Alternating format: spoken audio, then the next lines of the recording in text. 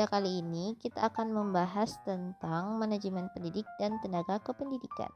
Indikator yang akan kita bahas kali ini yakni pengertian pendidik dan tenaga kependidikan, kerangka dasar manajemen pendidik dan tenaga kependidikan, tujuan manajemen pendidik dan tenaga kependidikan, serta substansi dan fungsi manajemen pendidik dan tenaga kependidikan. Pembahasan kita yang pertama yakni definisi pendidik.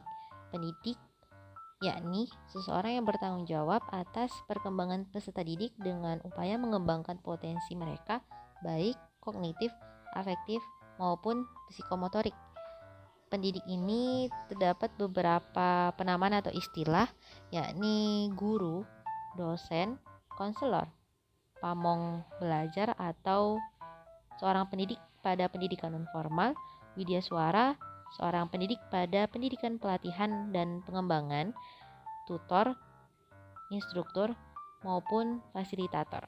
Sedangkan pembahasan selanjutnya yakni definisi tenaga kependidikan, yakni anggota masyarakat yang mengabdikan dirinya untuk menunjang penyelenggaraan pendidikan. Tenaga kependidikan ini juga terbagi atas 3. Yang pertama, tenaga struktural, yakni tenaga kependidikan yang menempati suatu jabatan yang mempunyai suatu tanggung jawab. Yang kedua, tenaga fungsional, yakni tenaga kependidikan yang menempati suatu jabatan dan mereka mengandalkan keahlian mereka pada akademis kependidikan. Yang ketiga, tenaga teknis, yakni tenaga kependidikan yang dalam pelaksanaannya lebih menuntut kecakapannya pada teknis operasional mereka.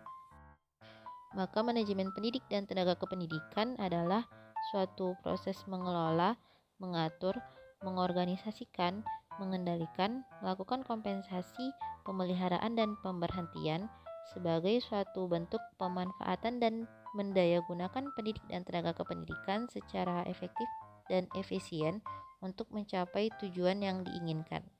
Pembahasan kita selanjutnya yakni tujuan manajemen pendidik dan tenaga kependidikan. Yang pertama, mempertahankan tenaga kerja yang cakap.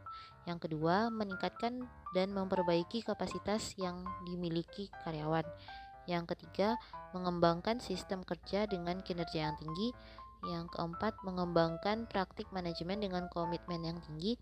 Dan yang terakhir, menciptakan iklim kerja yang harmonis. Pembahasan kita yang terakhir yakni substansi dan fungsi manajemen pendidik dan tenaga kependidikan.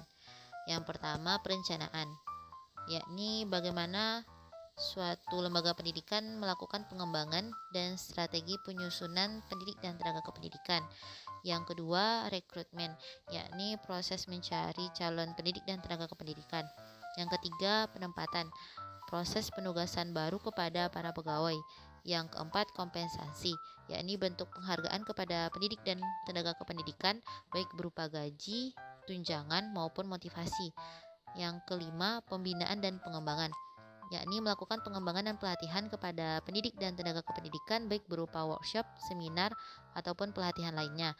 Dan yang terakhir, evaluasi, yakni penilaian akhir kinerja dari pendidik dan tenaga kependidikan.